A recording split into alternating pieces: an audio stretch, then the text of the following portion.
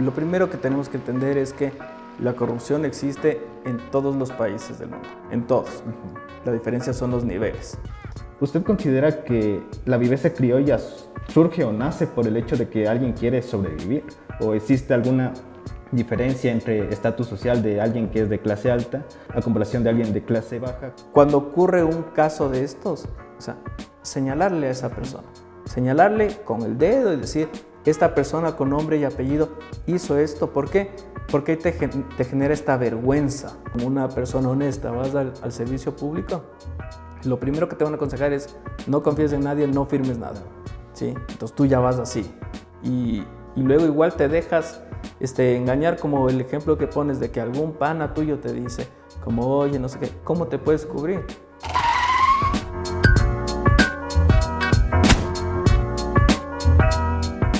Hola gente, ¿cómo están? Bienvenidos a un nuevo episodio muy especial de Pilas con el Vivo, donde hablaremos sobre una problemática social que nos está afectando como sociedad, la tal famosa viveza criolla. Pero antes de comenzar, quisiera presentar a un invitado muy especial, al doctor Mario Hidalgo Jara. Él es PhD en Ciencias Políticas por el University College de Londres, experto en mecanismos de control social y lucha contra la corrupción, actual director del Laboratorio de Transparencia y Anticorrupción de la Universidad UTE. Un gusto, Mario, de que estés aquí. Muchísimas gracias por la invitación, Joel. Encantado de compartir estos temas tan importantes. Un gusto, Mario. Dígame, ¿usted cómo podría definir a la viveza criolla? Bueno, no sé si es que exista una definición específica de viveza criolla, pero creo que todos vamos a entenderla. Todos, lastimosamente, todos los ecuatorianos y con mucha seguridad todos los latinoamericanos.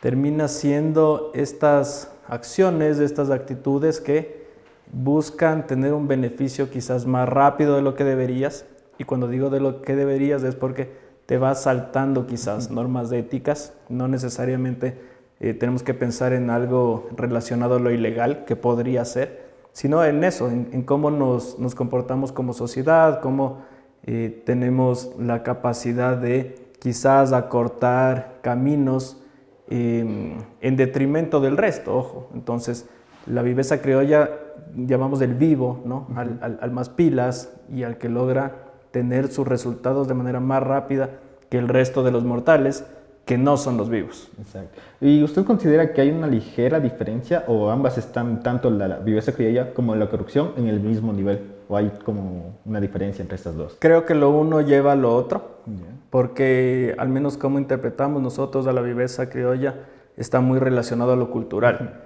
Y lo cultural es uno de los componentes más importantes dentro del análisis de los estudios de corrupción, pero no el único, porque pueden haber otros problemas también relacionados, que si quieres los podemos ir conversando más adelante, pero definitivamente lo uno sí da pauta para lo otro. La viveza criolla, nuevamente, como es de esto de hacer algo en tu beneficio en detrimento del resto, esta parte es súper importante, está ligado de manera directa a la corrupción. Exacto. ¿Y cree que podríamos como que irle categorizando tal vez por algo bajo, medio y alto? Porque la parte más baja, obviamente, acciones que vamos a diario, que es muy común, alguien que se salte la fila o que se meta al bus sin pagar. Eso a un nivel, una categoría baja. Algo ya medio, alguien que ve por ahí una billetera y coge, se la lleva al bolsillo. Y algo ya alto que yo considero que ya empieza con cargos políticos o incluso ya donde hay movimiento de flujo de dinero. ¿Existe una forma de categorizarles tal vez? ¿O todo de por sí lo llamamos corrupción o viveza? No, sí hay diferencias. Hay la corrupción pequeña, que en inglés es la petty corruption, que justamente se enfoca más en esto que lo acabas de describir, en el día a día. Entonces, cuando doy una coima, por ejemplo, al policía, eso es petty corruption, pero si es que ya estás en la grand corruption, que es la grande, ya estamos hablando, por ejemplo, de peculado, que generalmente va en unos niveles muy altos y que también tienen una relación con una cantidad de dinero considerable. Entonces, si tú das una coima, no sé, das 10, 20 dólares, Te vas ganando tanto. Depende además también, porque hay coimas y coimas, hablando del caso del policía. Porque puede ser una coima que tú des para que te den un contrato. Y entonces, si es que es un contrato millonario, esa ya no es lo mismo, no es lo mismo que la coima al policía, sino que ya entra dentro de esta otra categoría que es la grand corruption. Entonces, sí hay formas de dividir, pero lo que yo les digo a mis estudiantes, en ciencias sociales nada está escrito en piedra, es decir, los conceptos también son móviles. Ahora está medianamente aceptada esta diferenciación, pero no hay una línea marcada, ¿no? No es que si fue de $500,000 para abajo es pequeña y de 500,000 para arriba es grande, entonces más o menos creo que es un poco como lo vayas entendiendo, como creo que la generalidad, como lo vayamos entendiendo. Entonces, si es un caso de corrupción grande, de entrada vas a saber que está en esa categoría versus las otras que son más pequeñas. Exacto. ¿Y es posible como que desculturalizar o cambiar esto desde algún punto? ¿O Sí, existe una forma? sí, definitivamente sí, pero no es un cambio de la noche a la mañana, ¿no? Entonces, el hecho de, quizás cuando pensamos en la corrupción es cómo podemos controlarla, y la pregunta que más me hacen es esa, es, bueno, ¿y cómo podemos erradicar la corrupción? Y no existe una respuesta. Si es que existiese, ya no existiría seguramente. Yeah. Entonces, dentro del tema cultural, evidentemente hay que recorrer un proceso.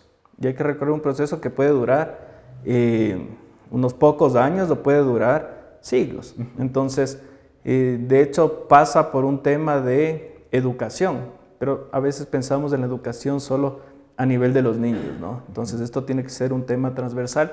Y claro que tiene que ser más fuerte en los niños, y entonces ahí se suele hablar de que esto podría tardar una generación, que se calcula en 30, 35 años, pero es un cálculo.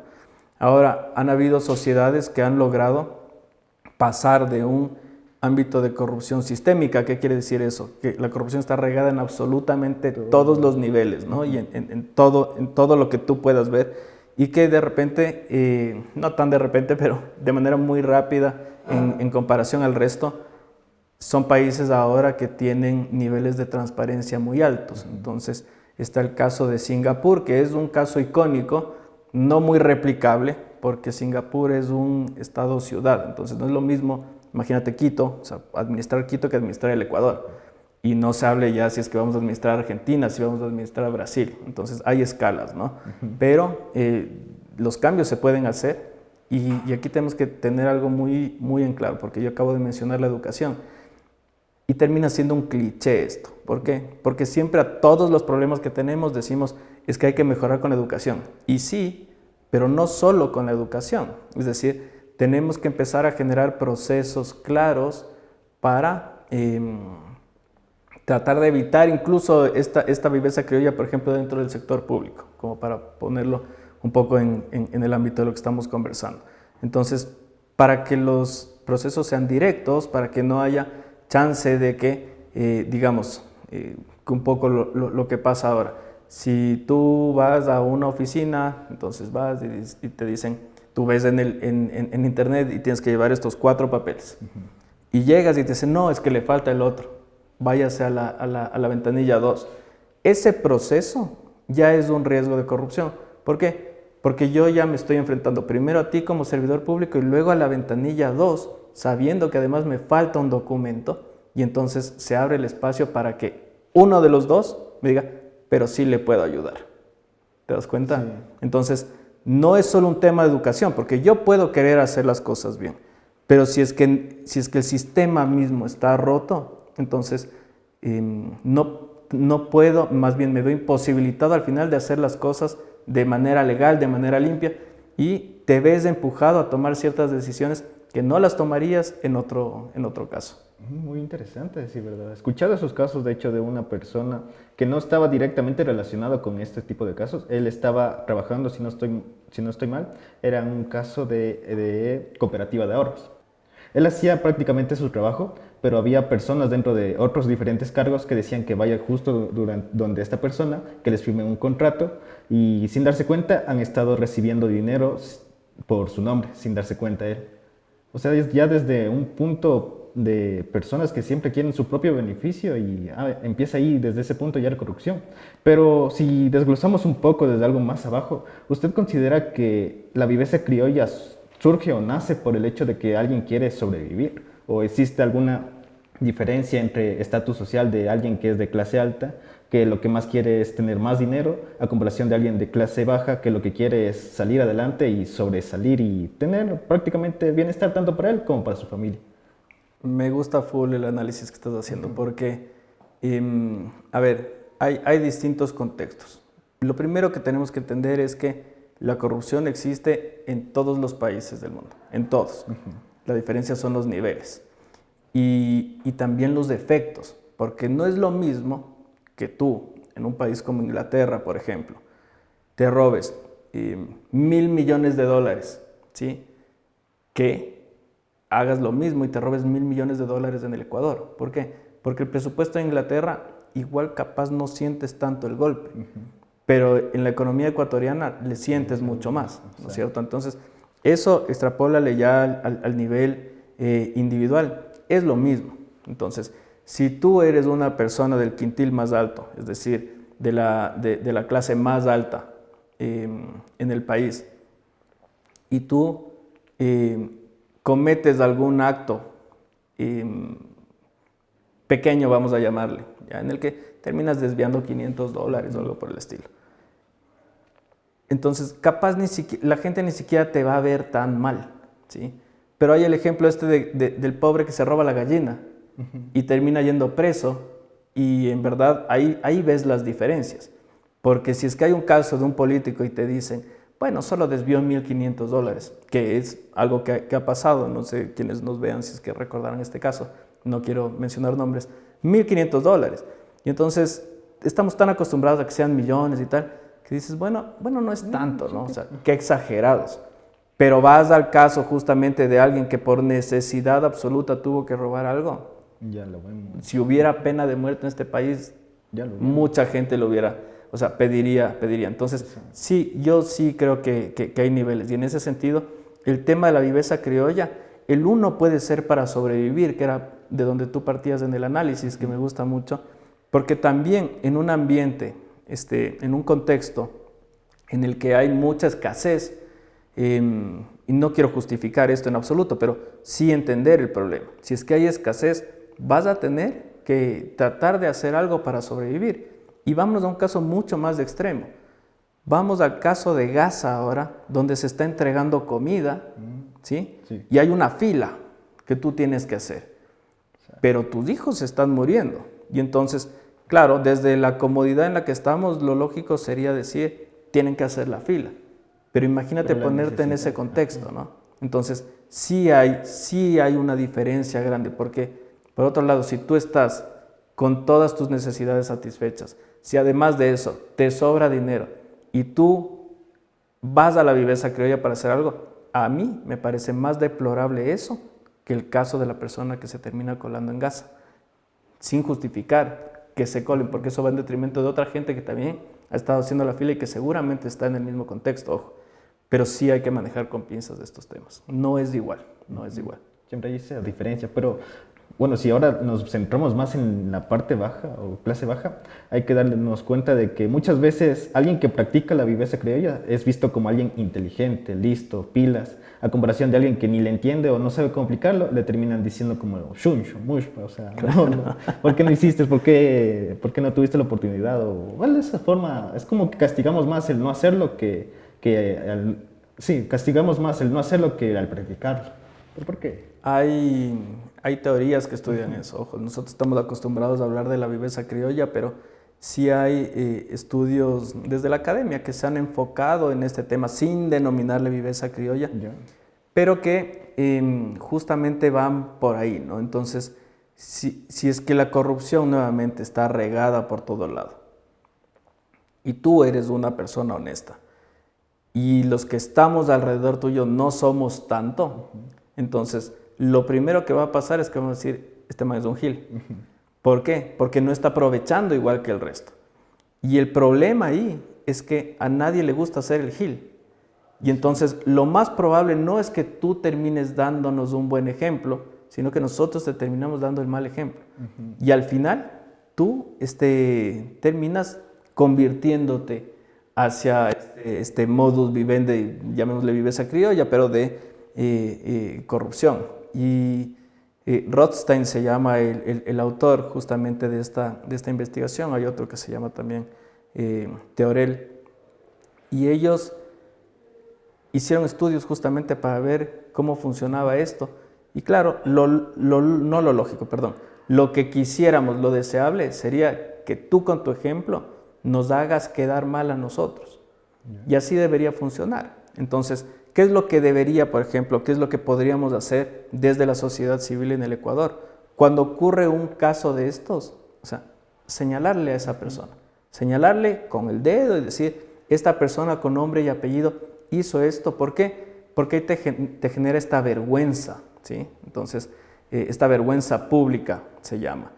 Y entonces ya no eres del vivo, pues, ya no eres del vivo. Acordémonos de niños, no sé si tú serías de esa persona, ese niño, pero hay siempre el niño más travieso y no sé qué, y como el chévere y tal, hasta que de repente pasa algo, puede ser desde la profesora, puede ser desde los compañeros y le señalan, y el niño que tenía la sonrisota se queda quieto y no sabe qué hacer. Es exactamente lo mismo. Entonces, esta vergüenza pública es una de las armas más poderosas que tenemos la sociedad civil para castigar este tipo de acciones. Lo que tenemos que entender es que hay que aplicar justamente este tipo de medidas para poder tener un efecto, finalmente. Sí. Eso me pareció bastante interesante, esto de la vergüenza pública como tipo de castigo, pero muchas veces vemos que un castigo ya directo de alguien que ya cometió estos tipos de acciones va a la cárcel. Muchas veces en la cárcel estas cosas como que empeoran o incluso llegan a temas de, bueno, lo que pasó en esto de las cárceles hasta que fallecen. ¿Existe una forma, como dijo esto, de corregir sin necesidad de castigar? A ver, es que sí tenemos que saber diferenciar los espacios. Entonces, cuando yo te hablo del tema de la vergüenza, hablamos de una sanción informal. ¿Por qué? Porque la ciudadanía no puede sancionar formalmente, lo hace un juez. Entonces, un juez te puede decir, ándate a la cárcel. Y esa ya es una sanción formal. Entonces, dentro de lo que yo comento, que es esta vergüenza pública, la traducción public shaming, digamos, yo digo que ese es el arma más poderosa que tenemos la sociedad civil, porque de hecho la sanción formal en este país prácticamente no existe. Los índices de impunidad superan el 95%. Entonces, tú tienes menos del 5%, si tú cometes un acto de corrupción, tienes menos del 5% y por no aventurarme, porque creo que es el 98%, pero vamos a ponerlo en 5. Tú tienes el 5% de chance de que te agarren y de que te metan preso. Tienes un 95% de chance de que no ocurra y de que tú te quedes con el dinero que desviaste o que te hayan adjudicado los contratos o que hayas hecho lo que hayas hecho, al final te salgas con la tuya. Y eso es un problema, porque si es que yo no veo riesgo en mi acción o veo un riesgo mínimo, igual, suena redundante, pero no lo es, igual me arriesgo, ¿sí? Si es que no me va a pasar nada o hay un chance muy chiquitito, igual me arriesgo. Y entonces ahí hay un problema desde lo formal, porque el sistema que debería sancionarte por cometer este tipo de actos no está funcionando. Y entonces, ¿qué puede hacer la sociedad civil?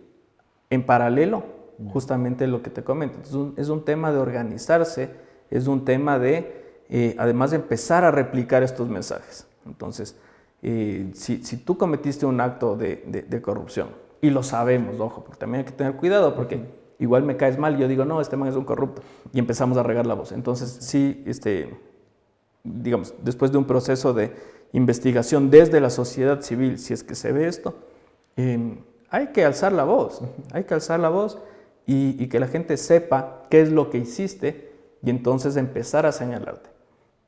¿Qué ocurre después de eso? Porque ¿dónde está la sanción? Porque tú puedes sentir vergüenza, pero te da igual, ¿cachas? Porque hay gente que no tiene sangre en la cara, entonces me da exactamente igual. Pero ¿cuál es el problema si es que nosotros te exponemos? Que mañana tú vas a buscar trabajo o tú eres dueño de una empresa y quieres firmar un convenio, o generar un contrato o hacer una obra, y entonces ya todos vamos a saber quién es el Joel. Y ahí vas a enfrentar realmente también parte de las sanciones. Quizás no es lo que quisiéramos, pero yo creo que a veces eso es más poderoso que te meta en la cárcel 2 años, salgas a seguir haciendo lo mismo. ¿Me cachas? Sí. Entonces, Por eso es importante diferenciar lo que podemos hacer desde la sociedad civil y luego lo que deberíamos de exigir un poco en términos de mejorar el sistema de justicia en el Ecuador. Son dos cosas. Entonces, meterte a la cárcel igual no es la solución por los ejemplos que tú estás poniendo. Yo te meto a la cárcel, mañana hay una trifulca ahí entre bandas y te mataron y bueno, ¿qué saqué yo? O sea, yo sociedad, no saco nada, no saco nada. La idea es que si tú vas a la cárcel sea para rehabilitarte y que vuelvas a la sociedad a ser una persona que contribuya con la sociedad misma. Y eso no está ocurriendo. No, hay muchos peros ahí para poder formalizarlo, hacer algo. Pero aquí hay algo también curioso. De hecho, hablábamos en un anterior podcast de la viveza colectiva, que es este hecho de alguien que, digamos, un caso de una persona que se va bien con un amigo y esta persona quiere como que de cierta forma atraerle también para que juntos hagamos estos actos de viveza criolla hasta llevar a actos más grandes de corrupción. Incluso hay, digamos, alguien que no era del completamente vivo. Y muchas veces hay casos así que le terminan como que influenciando dentro de este tipo de casos y ahora esta persona que no tenía de hecho el completo conocimiento de lo que estaba haciendo, ahora tiene como que luchar por su libertad, demostrar que él realmente era inocente y le implicaron prácticamente a que esté dentro de este caso. Ahora tiene como que ver las formas o las hazañas de liberarse de lo que se metió. ¿Cómo podrían o qué podría hacer una persona que obviamente no conoce estos casos y poder liberarse desde una forma más limpia? Bueno, no limpia, obviamente tiene que Sí, pegar. sí, Pero... bueno, o sea, que se haga justicia al final. No tengo una respuesta para eso. No lo sé. No lo sé porque quizás un poco con la experiencia también vas ganando ciertas habilidades de cómo cuidarte. Entonces, te pongo como ejemplo y que esto es muy sonado, es muy conocido. Yo fui funcionario público, yo entré, no que eso sea conocido, sino lo que les voy a decir. Yo tenía 25 años. Yeah. Y lo primero que me sugirieron, y lo que se sigue sugiriendo es no firmes nada. No firmes nada. ¿Por qué? Porque puede pasar lo que tú estás diciendo. Y entonces, yo trabajaba en el área de relaciones internacionales, no habían contratos, no nada, entonces realmente nunca me tuve que preocupar de eso. Pero ese es el primer consejo que te van a dar siempre que vayas a entrar al servicio público. Y es un problema, ojo, porque, claro, tú te quieres cuidar y nosotros te queremos cuidar a ti de que no te vaya a pasar esto justamente. Pero si es que nadie se atreve a firmar ahora un contrato, ¿cómo se hacen las obras? Y eso está pasando actualmente. Entonces estamos en un sistema quebrado por la corrupción y por el miedo a ser incriminado. Porque tú hablas con los funcionarios públicos en cualquier parte del país y a la entidad que más le temen es a la Contraloría. La Contraloría revisa cómo tú has hecho los contratos, cómo has gastado el dinero, si es que se cumplió con el contrato. Y todo bien, eso es lo que tienen que hacer.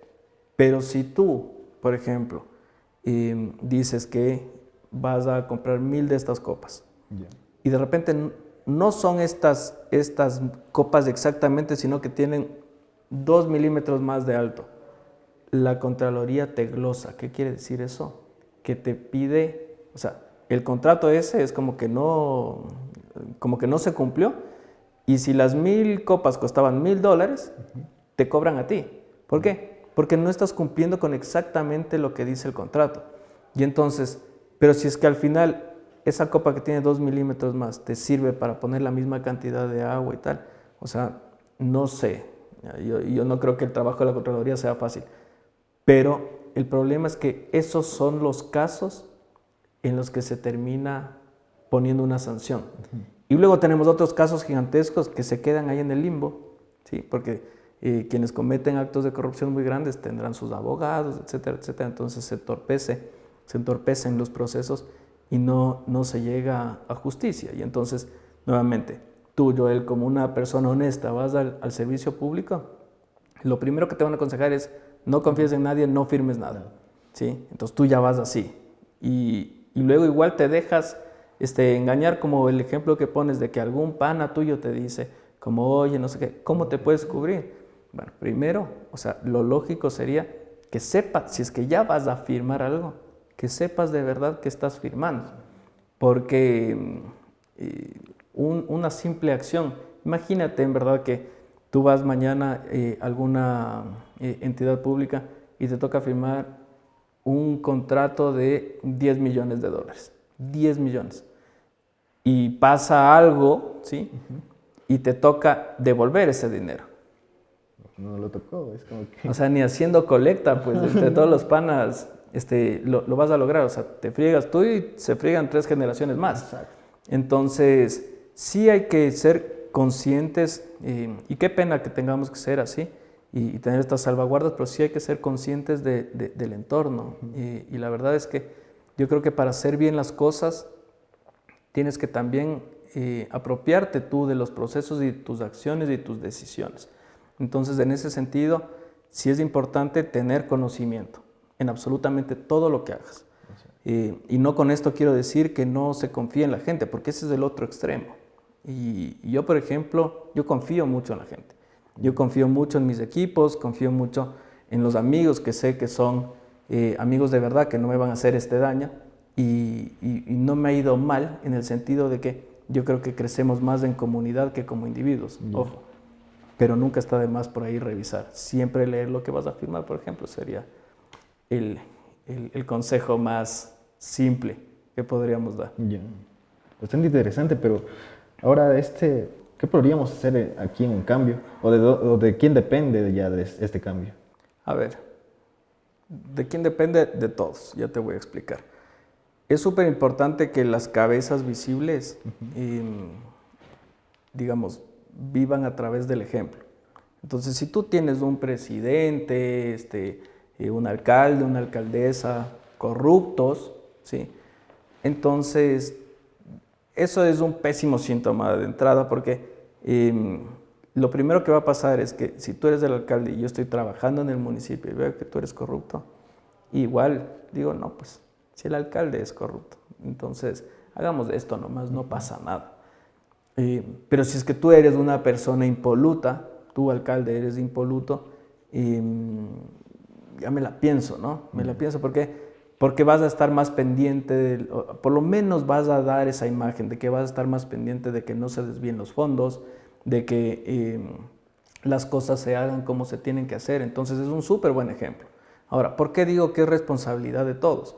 Porque solemos pensar en que el presidente, el alcalde, las autoridades en general son corruptas. Todos los políticos son corruptos, es una de las frases más típicas que tenemos.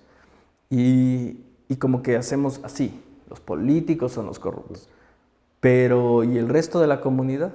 ¿El resto de la sociedad? Es decir, nosotros les estamos eligiendo. Pero no solo es que les elegimos, es que esos son nuestros representantes. Lo que pasa es que no nos gusta vernos en el espejo. No existe una sociedad honesta con políticos corruptos, ni viceversa. ¿Sí? Entonces, una sociedad corrupta con políticos honestos. Entonces, termina siendo ese reflejo. Y lo que hacemos nosotros, y tú puedes decir, porque esto me ocurre mucho, cuando yo suelto esto, hay mucha gente que se siente ofendida, entonces, pero yo no soy corrupto. Y entonces el otro día, solo como anécdota, estuve dando una charla a unos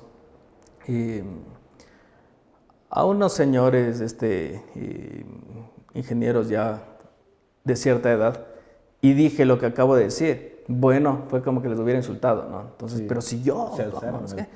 Pero no se trata de eso. Entonces, el rato que me puse a dar ejemplos, hubo uno que dijo, bueno, el que esté libre de culpa, que lance la primera piedra, y todos tenemos culpa. Hay niveles. Entonces, no es lo mismo, por ejemplo, que tú tengas culturalmente ciertas actitudes a que robes plata pública. Evidentemente no es lo mismo.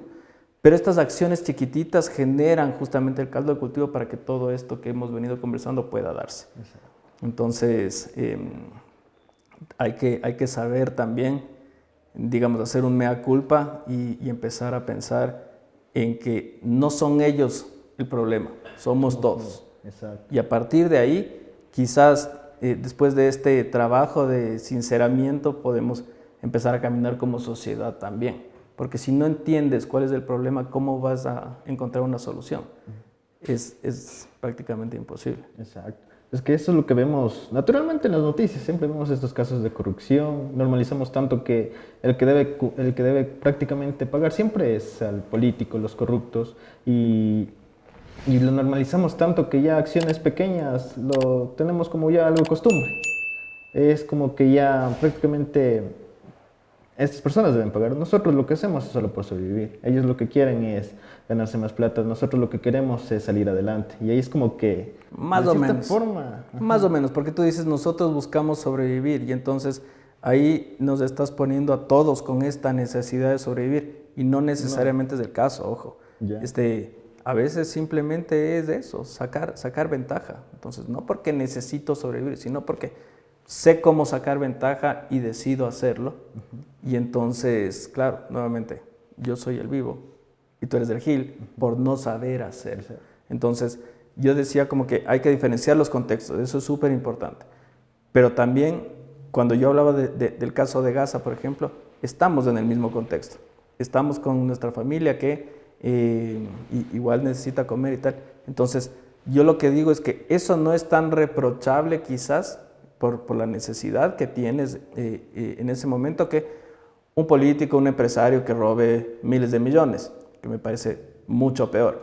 Pero no por eso decir que lo otro también está bien. ¿Sí? O sea, hay que entender los contextos, sí, pero no está bien. Pues. Es decir, hay reglas de la sociedad que deberíamos cumplirlas justamente para que tú no seas el vivo y que yo me quede ahí sin pan ni pedazo por no aprovecharme del resto. ¿Me cachas? Yeah. Entonces, la diferenciación entre los políticos que quieren y nosotros para sobrevivir es parte del debate justamente que hay que empezar a cambiar. No es que ellos sí y nosotros no. Todos tenemos ahí parte de responsabilidad.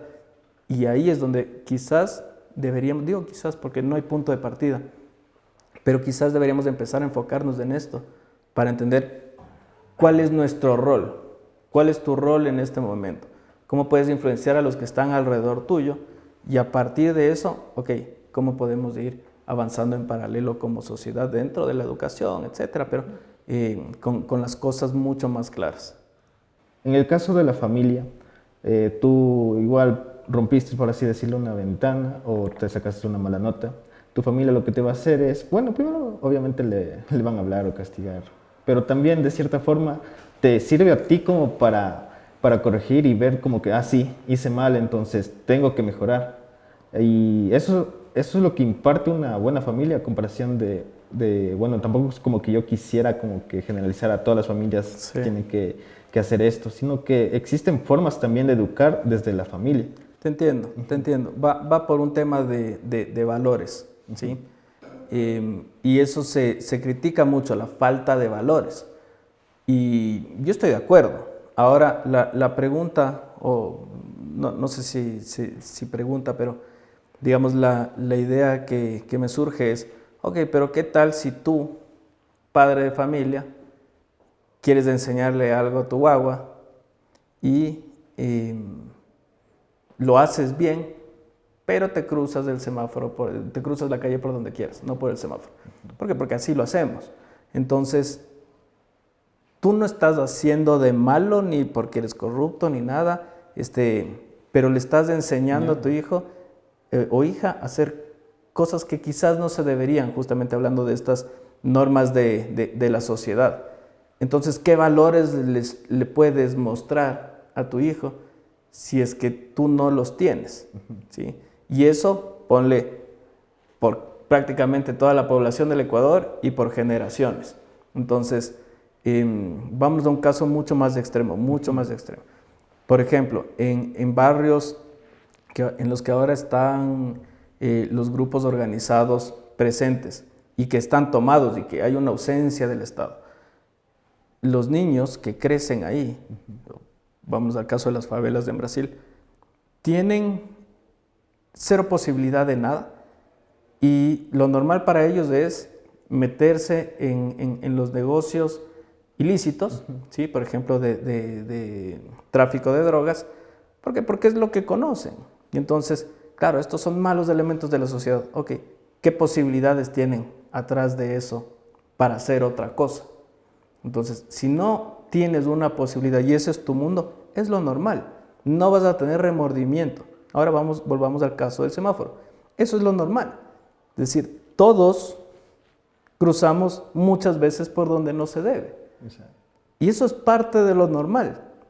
Y entonces, cuando nos enfocamos en ese tipo de problemas, es cuando podemos empezar a darnos cuenta de que, ok, no somos los honestos todos, los perfectos que nos creemos, y el resto son los que están mal.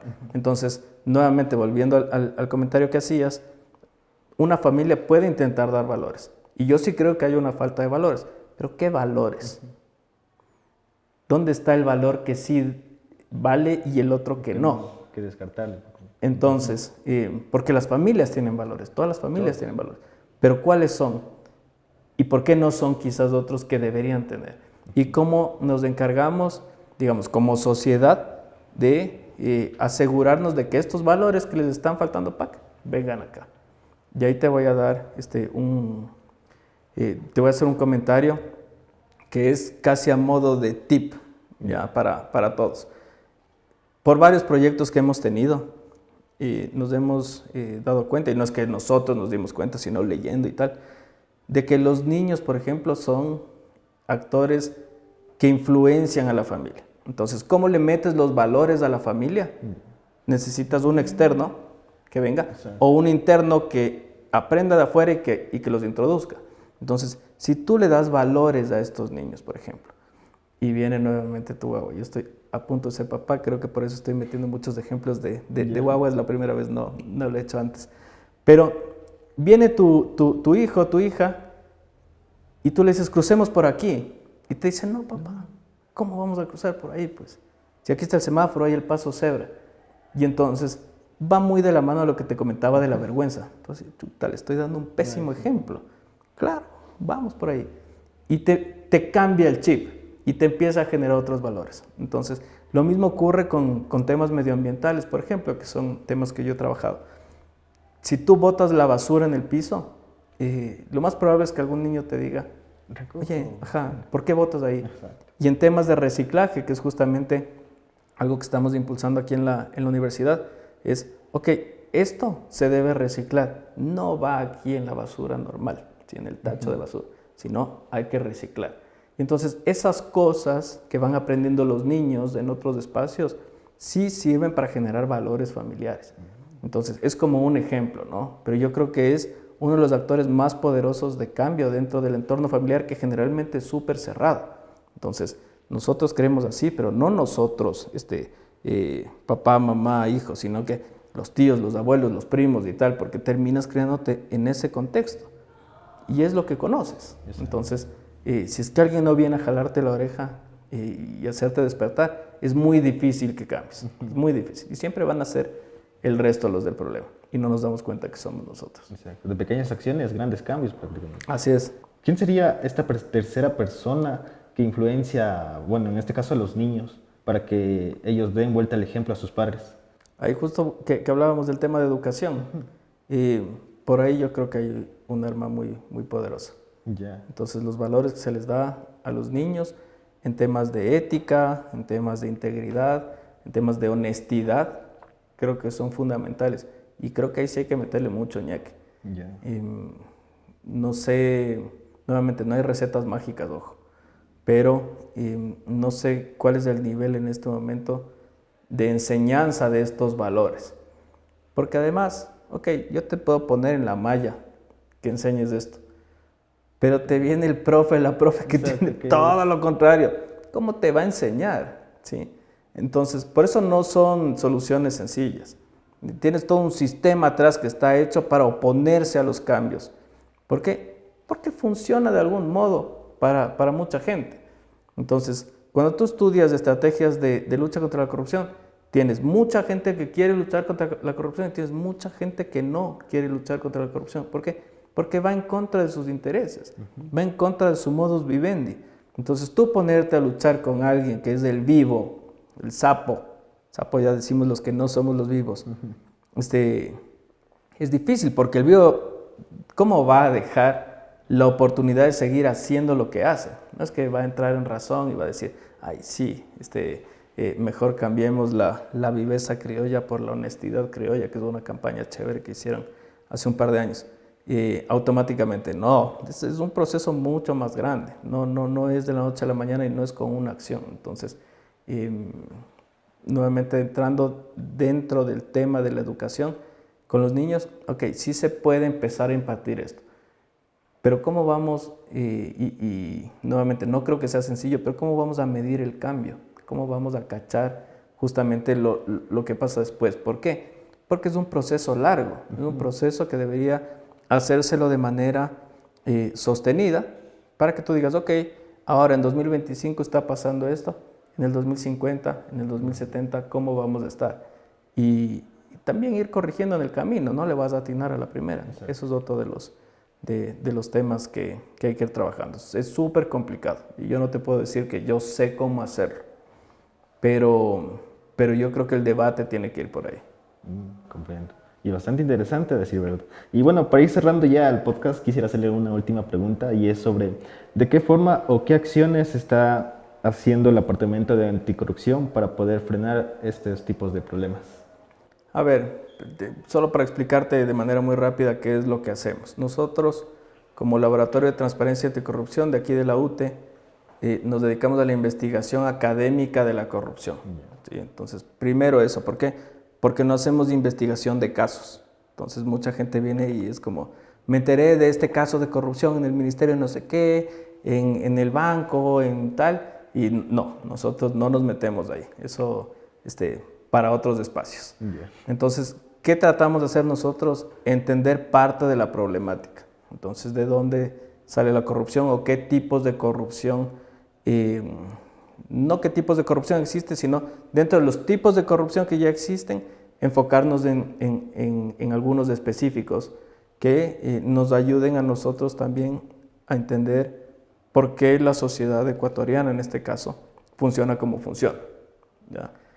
Y ahí, bueno, métanse a la página y chequennos para no alargarme tanto, pero sí hemos empezado también a meternos en esto de la influencia con las nuevas generaciones. Entonces, tenemos 2 espacios, son nuevos, el laboratorio es nuevo, relativamente, tenemos poquito más de un año, y el primer espacio que abrimos nosotros está relacionado con el Día Internacional contra la Corrupción, que es el 9 de diciembre.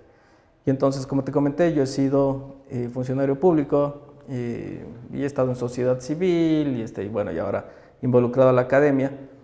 Hay muchísimos eventos, todo el mundo quiere hablar de corrupción o de anticorrupción en ese día, en esa semana, y hay 1.000.000 de eventos, y claro, nosotros decimos, bueno, tenemos que hacer algo, pero no entrar en la misma lógica, y terminamos impulsando un espacio que resultó chéverísimo y lo vamos a volver a hacer este diciembre que viene, que fue un concurso de oratoria intercolegial sobre corrupción.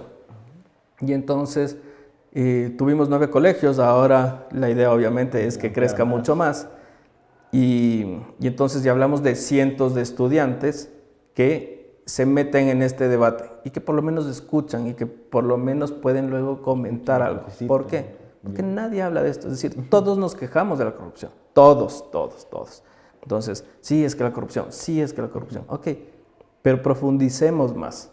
O sea, ¿por qué ocurre? ¿De dónde viene? ¿Cuáles son los efectos?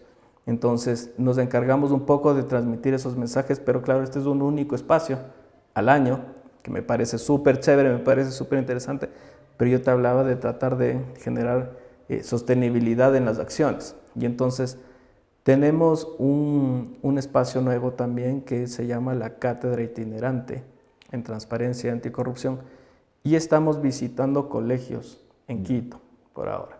Ojalá esto crezca full y podamos hacerlo más grande, pero también acorde a nuestras capacidades. Hemos firmado como universidad ya varios convenios con algunos colegios y nos vamos allá a hablar de este tema y hacernos estas preguntas que tú me estás haciendo, hacerles a ellos y conversar y entender. Porque yo ya voy casi 15 años en esto y estoy muy acostumbrado a hablar con adultos, principalmente funcionarios públicos o gente de sociedad civil, pero no estoy acostumbrado a hablar con chicos de colegio. Y los ejemplos son distintos, las visiones son distintas. Y yo estoy fascinado porque digo, ok, capaz aquí sí tenemos chance de cambiar las cosas. Porque, ejemplo, di una charla hace un par de días y habían 700 autoridades de los gobiernos autónomos descentralizados, prefecturas, municipios, juntas parroquiales, 700. Y todo bien, ¿ya? Es decir, sí creo que hay que tener presencia en esos espacios, creo que es súper importante. Pero ¿qué tal será el efecto?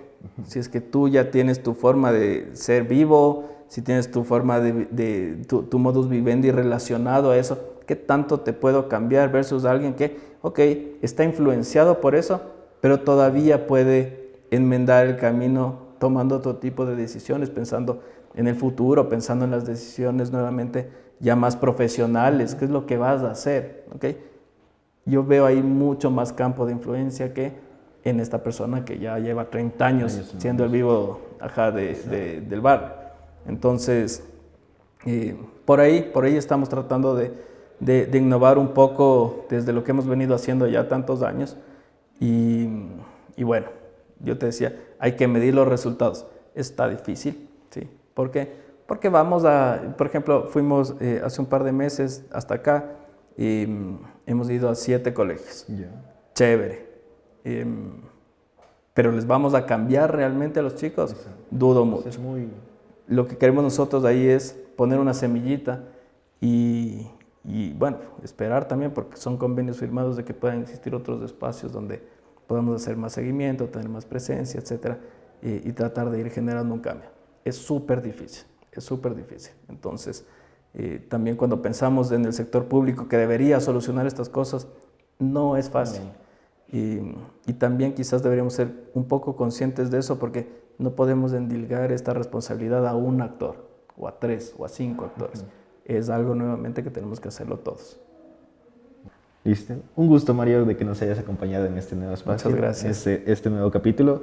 A decir verdad, hay muchos temas que aún podemos abarcar e influenciar con respecto a esto de la viveza criolla, e incluso los propios cosas que están realizando por parte del Departamento de Transparencia. Espero que haya mayor influencia y que vengan más escuelas y colegios que se unan a esta participación. Así como se sembró la semilla de la corrupción y la viveza, también se siembra la semilla de la honestidad. Recuerden seguirnos en nuestras redes sociales, donde seguiremos publicando mayor contenido y mayor difusión de estos temas de la viveza criolla. Un gusto, Mario. Muchas gracias y a las órdenes.